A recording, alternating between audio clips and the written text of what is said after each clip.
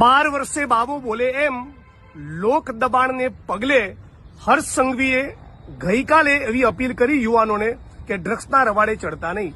પણ સવાલ એ થઈ રહ્યો છે કે 2019ના ભારત સરકારના રિપોર્ટમાં જ્યારે 19 લાખ ડ્રગ યુઝર્સ ગુજરાતમાં જોવા મળ્યા ત્યારે તો તમે અપીલ નથી કરી, રાજ્યના મુખ્યમંત્રી પણ અપીલ નથી કરી રહ્યા।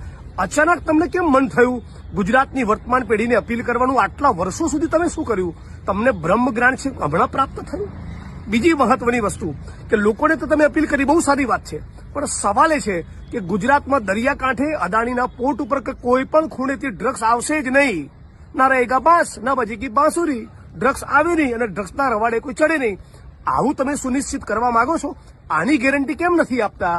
કયો એ મંત્રી છે જે ડ્રગ્સમાંથી કમાઈ રહ્યો છે? આ સવાલ ફરીને પૂછવા માંગુ છું। બીજું, ચરસના ગાંજો નહીં લેવાની અપીલ કેમ નથી કરતા? કૂટણખાનામાં નહીં જવાની અપીલ કેમ નથી કરતા? કેમ નથી કહેતા કે ગુજરાત